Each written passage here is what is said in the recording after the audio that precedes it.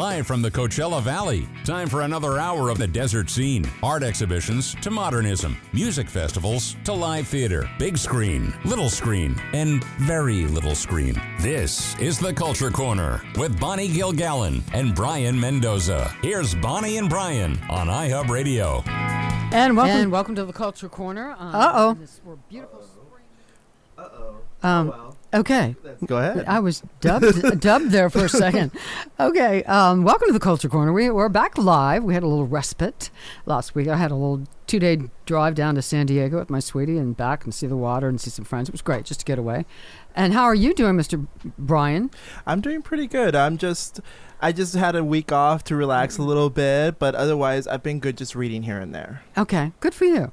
So I want to talk about something I did last night. Just do a shout out to Oscars, Dan Gore at Oscars, who owns it.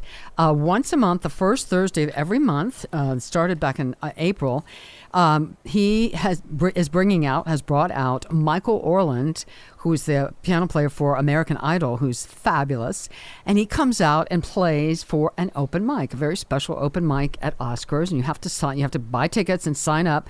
So I went last night and it was great fun. He's wonderful. A lot of friends of mine, there were probably 15 singers, something like that, I don't know, somewhere in there. Some really great people. And Kristin Chenoweth happened to show up to about halfway through the evening with her boyfriend, and she got up and did Desperado. Her boyfriend plays guitar. It was wonderful. And then at the end of the night, she did Smile with Michael Orland. But it was great fun. It was wonderful to sing with such a phenomenal pianist. And Kristin Chenoweth was great, very gracious, took pictures with everyone at the end and chatted. It was really lovely. And so this is I don't know how long it's going to last, and definitely it's the first Thursday of every month. So if you're interested, you want to go on the Oscars website and check it out because tickets go fast. As soon as they start selling tickets, they go really fast. But thank you. I want to say thank you to Dan Gore and to Michael Orland and Kristin Chenoweth for being so charming. And my friend Siobhan Velarde, I sat with her. She was the opening singer. It was great fun. Anyway. I've always liked Kristin Chenoweth a lot. Like I actually watched all of Wicked. I actually watched a bunch of clips from it. And I also heard a lot of the songs. And what I like about her singing is that there's a lot of character there. There's so much personality.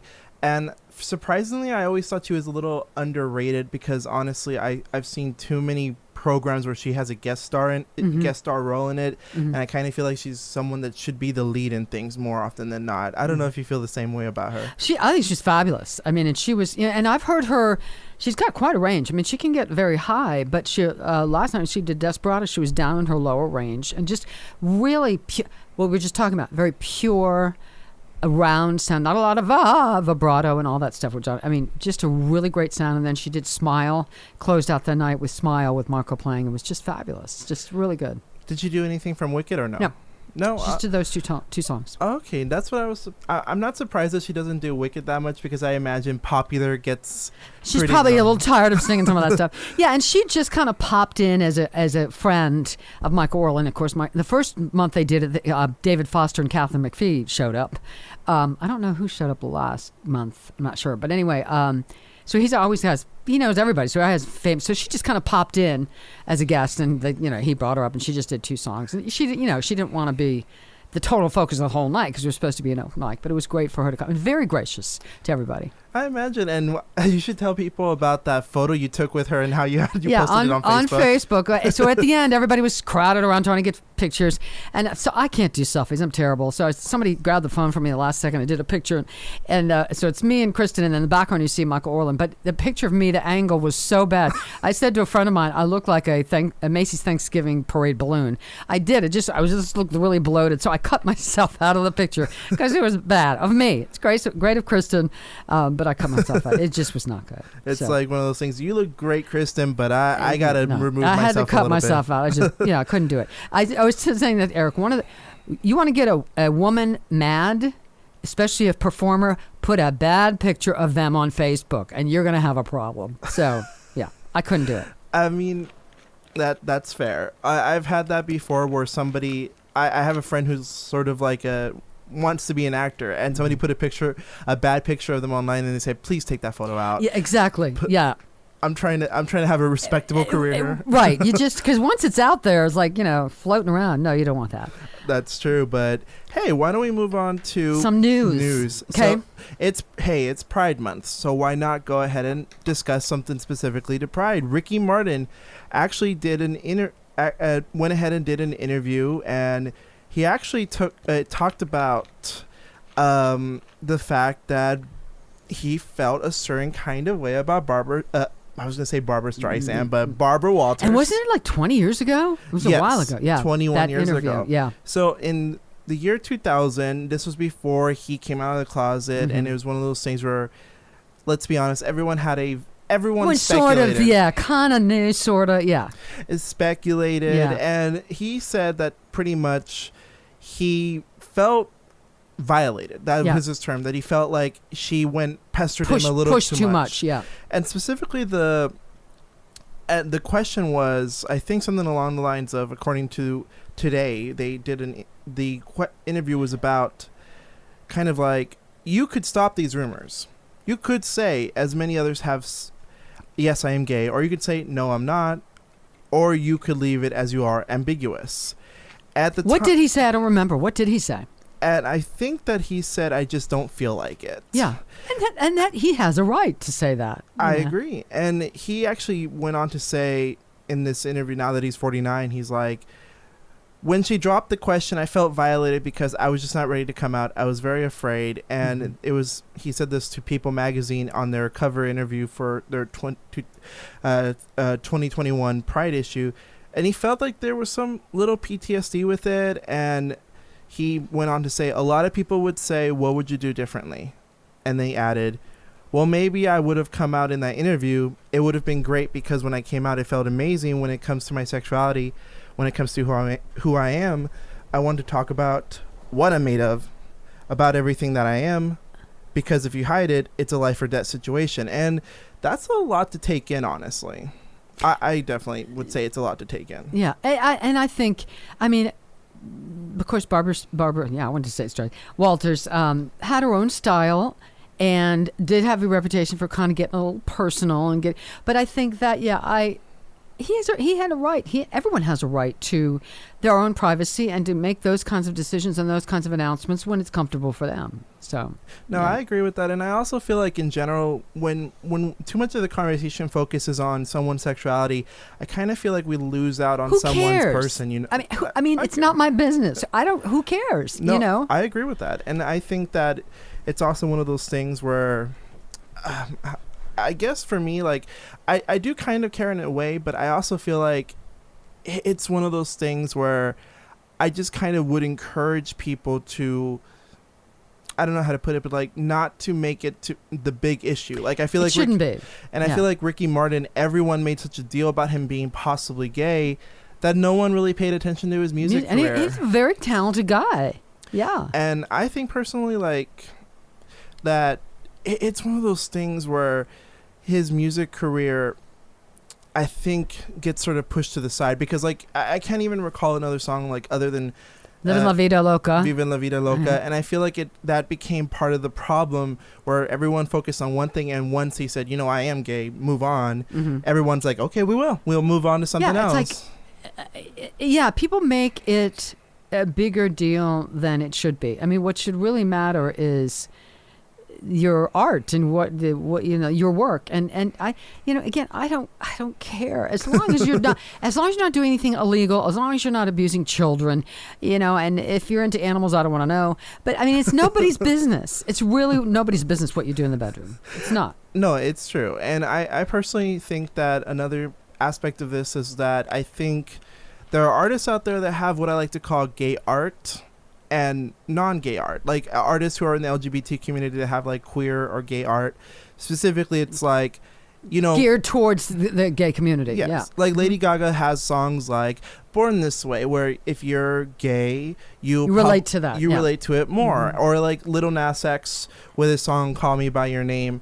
That song specifically is written for gay black men. And that's completely great to talk about their sexuality in that context because they want you to talk about it. And that's their choice. But in the case of Ricky Martin, I think he made a very conscious decision to not make songs like Living La Vida Loca with the mindset that it's gay art. It's just art that for everybody that's fun and danceable and everyone can enjoy it. Yeah. And I think that there's a point where I think that I do care about the sexuality when it comes to specific, like, their gay art.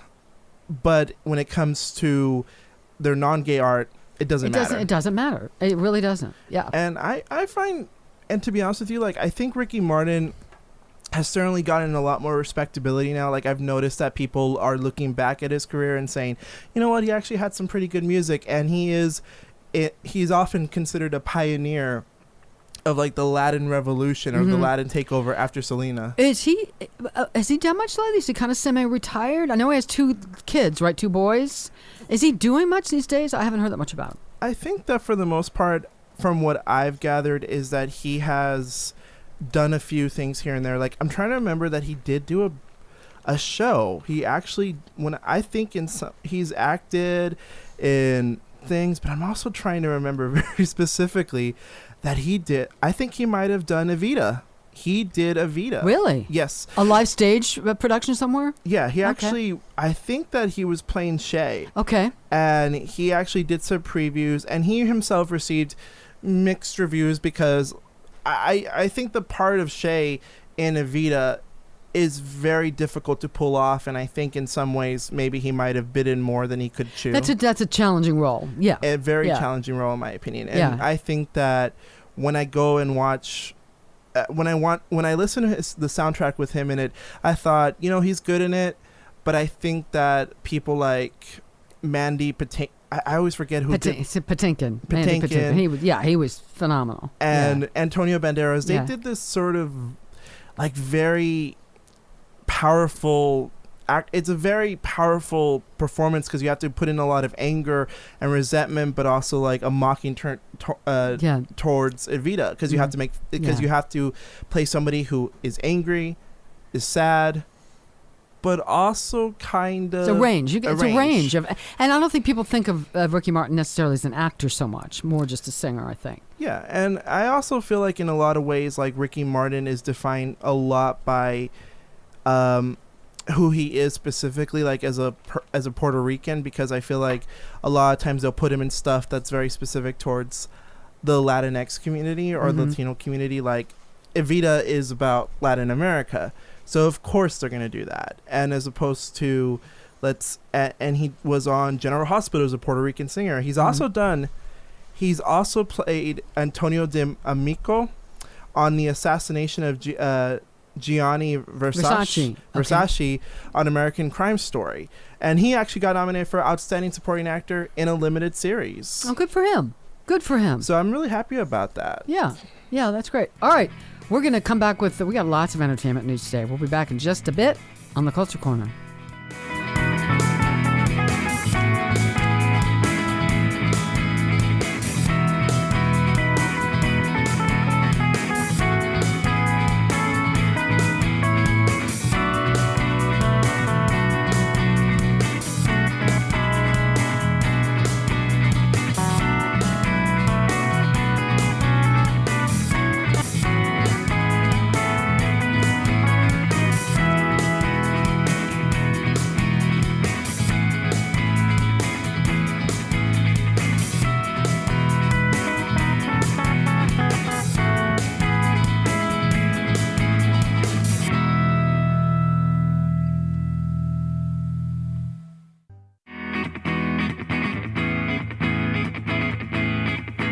You're listening to Bonnie Gilgallon and Brayan Mendoza, talking arts and entertainment on iHub Radio's The Culture Corner.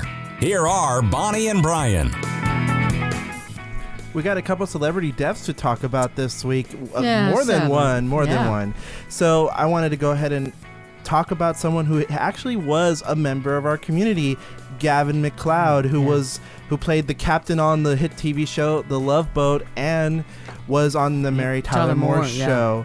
Now, even though I never personally met him, and it's funny because, like, I was at Barnes & Noble, and apparently someone told me, "Oh, he's here," and I'm like, "Where is he?" "Oh, he just left." I'm like, "Then why'd you say he was here?" That I wanted to meet him because I actually liked him as Murray Slaughter on the Mary Tyler Moore Show. And you know what? Like, The Love Boat wasn't my favorite show, but I think he gave that show a lot of dignity and respectability that I couldn't wouldn't have had otherwise. Yeah, certainly. And have you ever met him? And you know, I know a lot of my theater friends actually worked with him because he did a lot of local stuff. I think I might have been introduced to him once in passing, but I didn't know him. I was not. I envy some of my theater friends in town who did know him well, but everybody loved him. I don't know anyone that's ever said anything a bad word about him. So he's been 90 years old. That's a good life. But yeah, he did some nice contributions to the Valley. So we thank you, Gavin, for that. Oh, yeah, certainly. And I also wanted to say that he was nominated for 3 Golden Globes specifically for playing the captain on The Love Boat. And he actually had 2 nominations for Golden Globes for the Mary Tyler Moore Show. So for the most part, I think that funny enough, I think being on those shows won him a lot of respectability too. Yeah. And I think it's one of those things where, like, I think because we're so focused a lot on Mary Tyler Moore on the Mary Tyler Moore Show or Ernest Borgnine that we forget that Gavin MacLeod was a big part of its success. Like, he's very... I think he had a presence on there where he never took up more than he needed. Did you mean to say Ed Asner? Ed I think Asner, you just said Ernest Borgnine. Yeah, okay. Ed Asner. My bad, because I was going to say... was Ernest Borgnine on there? Okay. Because funny enough, he actually Gavin MacLeod and Ernest Borgnine did star on something called together. McHale's Navy. McHale's Navy. Oh, McHale's Navy. Yes.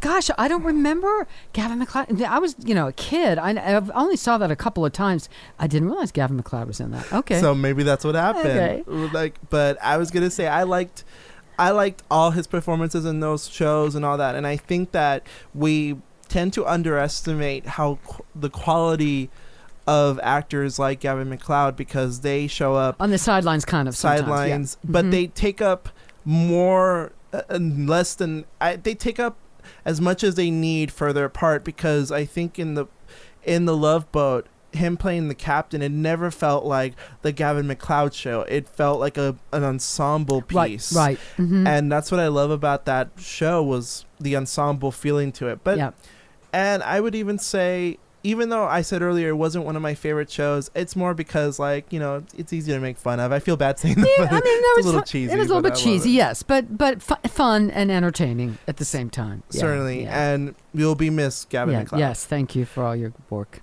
And B.J. Thomas. Now, sad. he won a Grammy. He was a Grammy-winning artist, and he's most famous for the hit song "Raindrops Keep Falling on My Head." Yes, and that actually came out in the movie Butch Cassidy and the Sundance Kid, where it won Best Original Song at the Academy Awards. And I just think, I personally, I've always loved that song, and for me, like,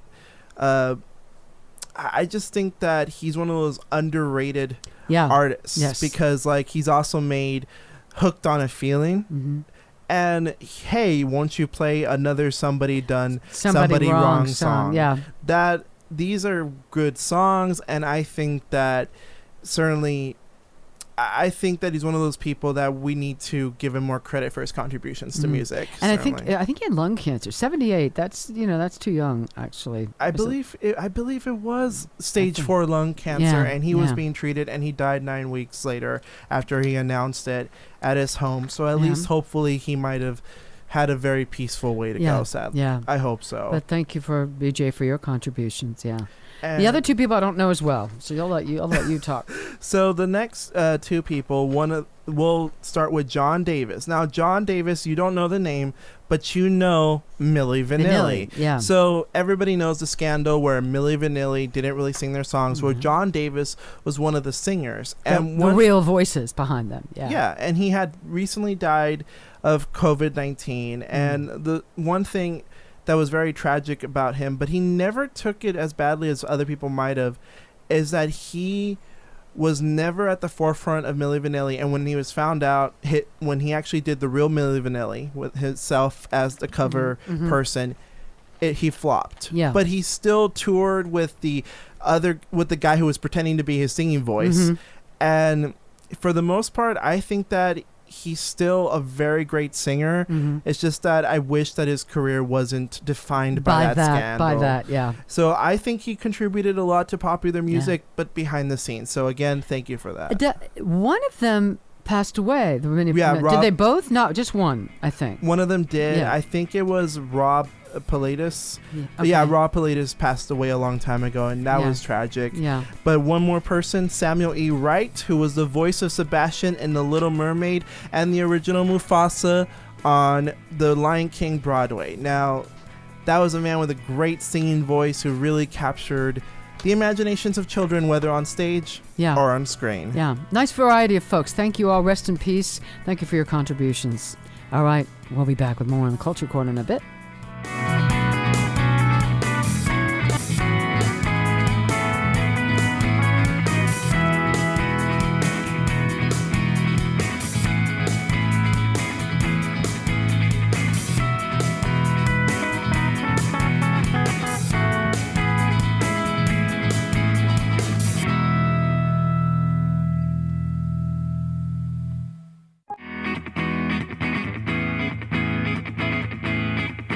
The curtain rises on local and regional arts and entertainment.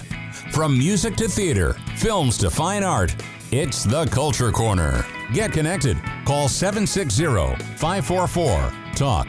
That's 760-544-8255. Here's Bonnie and Brian on iHub Radio. And we are back and want to talk about something interesting, little news, showbiz news. Carol Channing. Many of her items will be auctioned off, costumes and that kind of thing will be auctioned off on June 17th, according to Abel Auction Company. The auction will be held exclusively online. A portion of the profits will go to Channing's favorite charities, Broadway Cares and Equity Fights AIDS, along with Bennington College, where she attended briefly. Channing died in 2019 of natural causes in Rancho Mirage. She was 97. She got a Tony Award in 1964 for her lead role in the musical Hello, Dolly. In 1968, Golden Globe for Best Supporting Actress in Thoroughly Modern Millie. Other items to be auctioned off include various photographs and artwork, the tiara she wore in the production of Gentlemen Prefer Blondes. She got her start in the 1949 Broadway play, which gave her a lifelong theme song, Diamonds Are Girl's Best Friend. This is what jumped out at me. Channing was perhaps best known for starring in more than 5,000 performances of Hello, Dolly on Broadway and elsewhere as 1890s matchmaker Dolly Levi. I mean, I'm a stage actress. I cannot imagine doing it. I mean, obviously it was over a long period of time, but 5,000 performances of the same role. Same character and all that. Yeah. And I think she was really dedicated to the role of Dolly. I think if there was an argument to be made, I think that was her favorite character. Yeah, I would probably say that. And the show, by the way, was based on Thornton Wilder's The Matchmaker, which opened in 1964. For more information about the auction, you can go to www.abel, I guess, ABELL.com. But yeah, some interesting. You know what I would actually, if I had the money, I think I would want to buy her outfit from Alice in Wonderland. If you've ever seen her production where she played the White Queen. Oh yeah, that's the hat. I love the hat. Yeah. I think I would buy the hat, and I think I would give it to you, Bonnie, and say you're one of your many hats. You know, I wouldn't mind. Thank you. Yes, I wear many hats. I wouldn't mind having the tiara she wore in Gentlemen Prefer Blondes. I'll tell you that. I mean, I'm sure I couldn't afford it. I'd be way outbid, but that would be fun to have. I also think maybe I would try to get the wine glass that she had in her first scene in Thoroughly Modern Millie, where she's like, raspberries. Yeah. And I think that is one of my favorite. Funny enough, that movie wasn't one of my favorite movies. Like, I think it wouldn't be one of my favorite movies if it wasn't for Carol Channing in that movie. And it also has Mary Tyler Moore and Julie Andrews. So yeah, interesting cast. A very great cast. And I loved... honestly, it's one of those... Carol Channing's one of those artists where you've seen her in something. Yeah. Even if you don't Everybody's know the seen name. her somewhere. Yeah. You've seen her in something, or you heard her voice. And surprisingly, like, I remember my first exposure to her was I saw this movie that was kind of this rip-off of a Disney movie called Happily Ever After. It's a unrecognized, and Disney almost sued for this. it's an unrecognized sequel to Snow White and the Seven Dwarfs. This company called Filmation wanted to produce these animated film sequels to Disney movies as a way to make money, or, you know, because they want to. But in reality, it's for money. And the idea was to go ahead and just produce them. And what happened was that this movie failed at the box office because Disney pretty much sued them because they had used their images.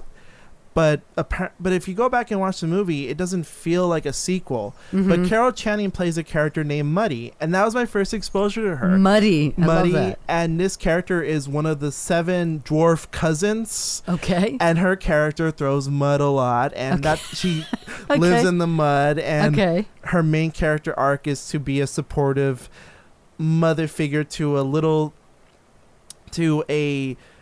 Tracy Ullman's character. This movie had a lot of celebrities. Tracy Ullman shows up as Thunderella, who has this character arc about, I have lightning powers and I'm going to save the day. And Muddy is sort of like her most supportive friend in the story.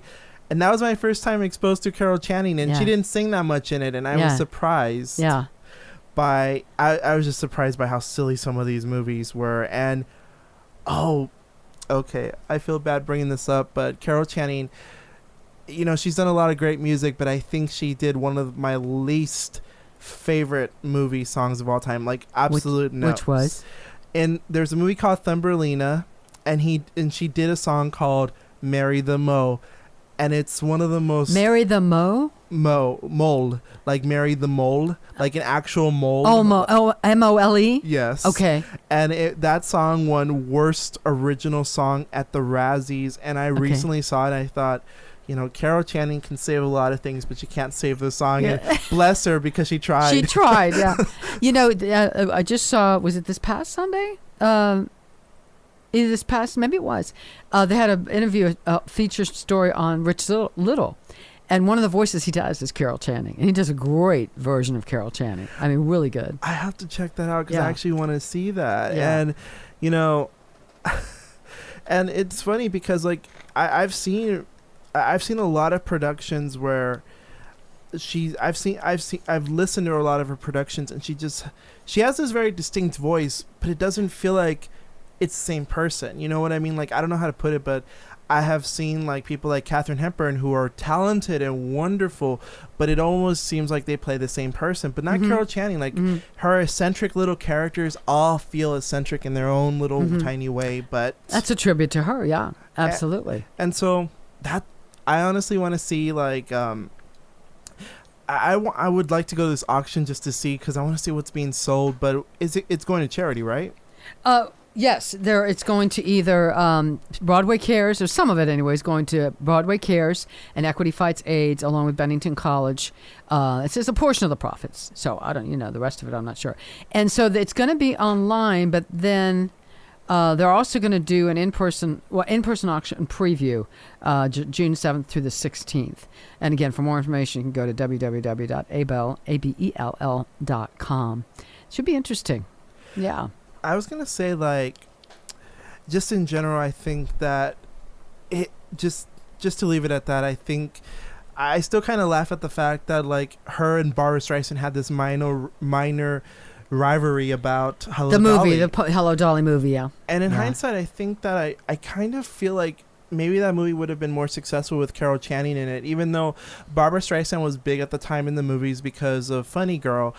I still think when looking back at that movie's failure at the box office, I think Carol Channing could have helped that movie out a little bit, because they could have advertised it as the next big star, and she could have been a bigger movie star a little bit sooner. Not to say that she wasn't a Broadway star or anything like that. Yeah. She certainly could have been she could have been a bigger star at a sooner time. And I think that when I look back at that movie, I still would prefer Carol Channing. It's interesting. One day we'll have to do a whole segment on this. That Broadway stars who did not get to do the movie. For instance, Julie Andrews did My Fair Lady on Broadway. Audrey Hepburn did the movie.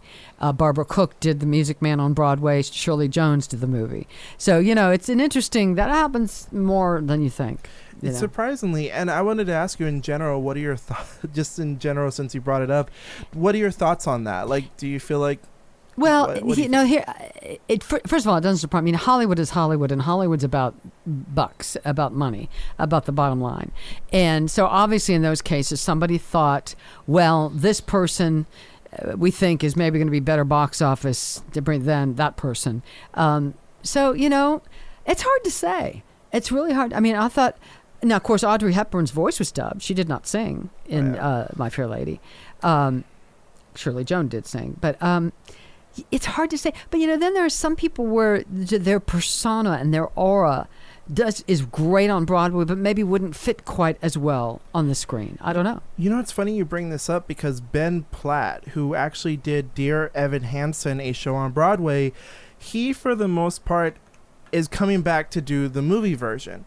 But I'm going to be honest and say this is one of the few times where I would recommend the Broadway production, the movie production, to not consider the Broadway cast. Because in this case, I'll show you here, but if our viewers at home want to see, I'm going to show Bonnie a photo of him on Broadway when he was a little bit younger. Mm-hmm. And now that he's older, this is him playing the same character now at this age. Mm-hmm. And a lot of people have felt that he doesn't really fit in anymore because he's too old to play a high schooler at this point. And also it doesn't help that he is given kind of a bad haircut that makes him look a little too young. Like, I feel bad saying that, but I feel like you're right about that. Like, we can go ahead and say, why didn't this Broadway artist get to do the movie? Mm-hmm. But I don't think it should always be that way, because sometimes, like you said, it just doesn't fit in the movie, because a movie is one way and film, and you know what, film is different too. It's very different. It's just different. And there's a certain, like, for instance, Barbara Cook, and I love Barbara Cook. I'm not sure. I liked Shirley Jones in The Music Man. She was fabulous. There's also that Madonna and Patti LuPone rivalry where she wanted to be in the movie and she was considered too old because, I was going to say Eva Peron died a little young. She died young. Yeah, so, I think she was 30-something, wasn't she? I think she might have even died a little sooner. 33, 4, 5, 8, something like that. I think she was in her 30s, I'm pretty sure. I believe she had cancer. Eva Peron died at 33. Okay. And Patti LuPone was in her 40s. And I already know that there's like this conversation about how it's not right that we judge women harshly on their age. Of course, that's a conversation, but But I feel like in this case, like Patti LuPone, I think she has a certain charisma on stage, and when I see her on television, she's a little bit more flamboyant. It might not, and sometimes it doesn't always translate. And I feel like the movie version made this decision about lowering down the music for Madonna, and when I watch the movie, it feels powerful, but it also feels emotional. And I have my reservations about Madonna. I mean, she's one of the best self-promoters in the history of time. But I have reservations about Madonna. But I thought she did a damn good job in that movie. She really did. And that was one of the few cases where, like, I don't know if I want to live in a world where the Madonna version of Evita doesn't exist, because I feel like that movie made me love the show, because I've seen the show, I've listened to the show on tape and all that, and I thought, it's fine, but the way she sang it kind of spoke to me. I don't know why. Yeah. Well, also, and the people were right. Chances are, a lot more people saw that movie because Madonna was in it than if Patti LuPone had been in it. Seriously, some people just went because they like Madonna, and they wanted to see if she would fail. I mean, there's a whole segment of Broadway people would have gone to see it because of Patti LuPone, but then you have a whole bunch of other people who saw it because of Madonna. So. And in some cases, like Mamma Mia, where they had a bunch of celebrities doing the musical, and I don't think all the celebrities sang very well, but I would say that that movie probably wouldn't be as popular without Meryl Streep and all those artists. Yeah, I don't think so. Absolutely. But we definitely should have a segment. Yeah, we're gonna do a segment and research how many times that has happened. You know, we gotta do it. Yeah, absolutely. And then decide, and then make sort of a game, judge who would have. Which one was better? Yeah, who was better? Who wore it better? Who sang it better? All right, we'll be back with more on the Culture Corner right after this.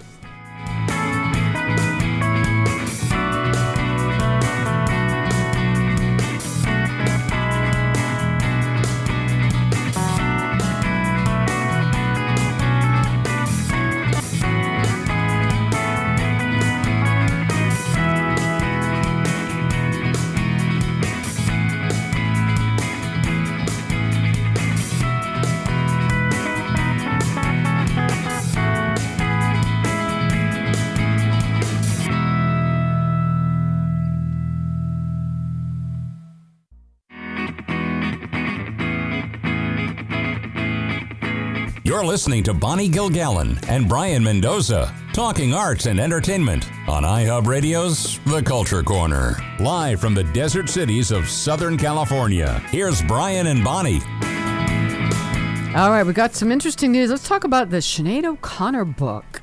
So Sinead O'Connor put out a new book in which she recounts a lot of stuff that's happened in her life, like her conversion to Islam, which, good for her if she finds, if she definitely... Whatever makes you happy. Right, definitely. And I feel like when I look at interviews with her now compared to interviews before she converted, she seems happier now. So I'm glad about that. But I also wanted to bring up how throughout her life she actually was abused by her mother. She recounts that. She's also talked about the fact that she even said directly that her mother had a torture chamber.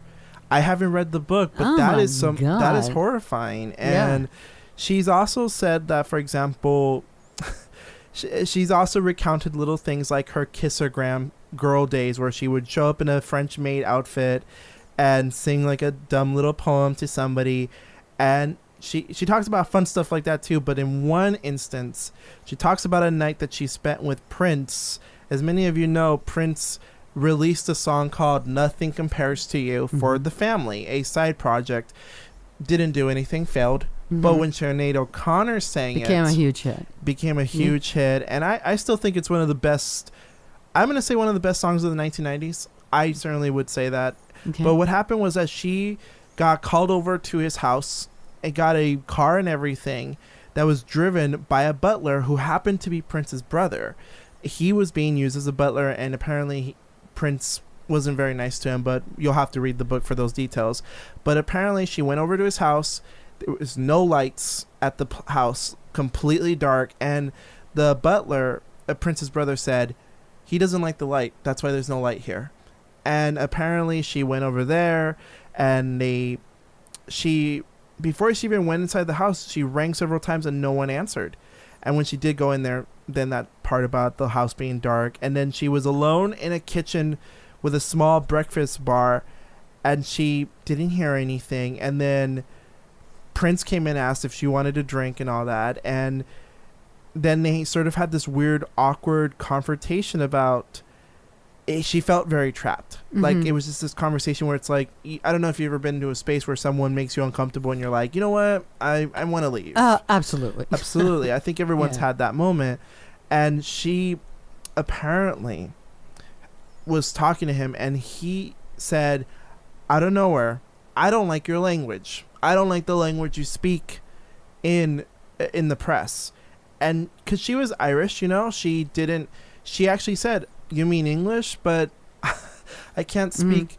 I can speak English. I just don't. I got the Irish beat out of me. And she said, and he said, no, you cuss too much. Or that apparently, like, he didn't like the fact that she swore. And she said, I don't work for you. You can go ahead and leave or F off about it. And he actually said that he was very pissed off about it. And so they eventually sat at a table, a small table with no light, and he was yelling at his butler, the butler, and basically he forced him to serve O'Connor soup, and she didn't want to eat. She didn't eat anything, and said, and she honestly felt very uncomfortable about it. And one instance was that he left the room and came in with 2 pillows and tried to liven up the mood, like, hey, let's have a pillow fight. And apparently there was a brick inside his pillow, and he hit her with it. You're kidding. Wow, what a sicko. And that she actually ran out the door, and she managed to get away. And when she was trying to hitchhike away from the place, he actually drove next to her and got out of the car and tried to force her to get inside the car and chased her around. Eventually, somewhere along the lines, she managed to get away and found a dark. I think she just managed to get away and found someone to be able to help her out. Like, she actually rang the bell and at a neighbor's house. And Prince was apparently scared and drove away. And she managed to walk home. Boy, he's even weirder than I thought he was. Yeah, wow. And one of the things was that apparently she told her manager, and the manager who had been Prince's manager actually said that he went berserk when he heard that story. And she never got to see Prince again because she never saw him again. And she actually calls him the devil in the book because for her, like... I imagine it's one of the scariest things you can do. It sounds a little terrifying. That is terrifying. But you know what? It's not even the first time I've heard that Prince has been like that. I've heard some really questionable things. He had some demons. He was a weird guy, from what I've read. And also in the book, she also talks about her reasons for tearing up the photo on SNL. So she teared up the photo of the Pope. And one of the things, and she mentioned how she wanted to talk about the lack of action towards this sexual assault or sexual abuse. With priests, for little kids, yeah. Yeah, and looking back at it, I think that was more. I think a lot of people have said, that's probably more noble than any. She was kind of ahead of her time. She was talking about it before some other people really wanted to. Yeah. No, and I agree with you because, like, I think looking back at it, it's like I hear about it now more nowadays. Much more, yeah. I don't know if you've listened to the radio, but have you ever caught those ads about if you've ever been assaulted by the church, please do this and that. Like, call us. And I was surprised that I heard that a lot, and I said to someone, Sinead O'Connor definitely tried to sound the alarm, but nobody wanted to listen. I think the sad part is that I think sometimes we look at the shock value, but we don't really look at what's underneath it. Right, I don't think we really ask that question. And she also recalls the fact that she cried at a concert because she did that performance, and then a few weeks later she did a Bob Dylan tribute concert, and she was booed off stage. And it was one of the most... And when you look back at the video, it's actually kind of sad. Yeah. But I wanted to get your thoughts on everything that's going on with Sinead O'Connor. Well... but she's not other than the book. She's not really performing much now or anything, is she? Even though she converted to Islam, she still performs like some of her songs during her non-Islamic days. I know some people, when they convert to religion, they don't want to play music from the past, but she still performs. Nothing compares to you. She actually did a performance a few times, and she actually does still record music under her actual birth name, which is Sinead O'Connor. She changed her name to Magda David, and then I think her new name is like Shuhada Shadat. Okay. So, a couple things. I mean, she's another one that I think has a lot of demons. Okay. She's, I don't know if she's had any therapy. Probably could stand, especially if her mother really had a torture chamber. And, when people like that, performers like that, I've never been a huge Sinead O'Connor fan, but I hope she's okay. I hope she finds peace. I think you're right with the Pope thing. That was maybe a little bit too bold at the time, but yes, you're right. She started to bring the light to that subject. But you know what? And some people, I think your dharma, your path in life isn't meant to be a huge thing, or you're maybe meant to go over to the side over here. But, I think everyone has the right to freedom of expression, and I hope she's found some peace in her life right now. Agreed. That's what I can say. And like she said once, she didn't even think of herself as someone that could be a big pop star. So maybe in many ways this was her space. The better path for her to take. Yeah, who knows? All right, we'll be back. We're going to come back next hour. We're going to have Marianne Help and a wonderful... No, I take it back. No, we're not. We're going to have David Cohen, Vice President of CV Rep, telling us all about what's happening in theater in just a bit.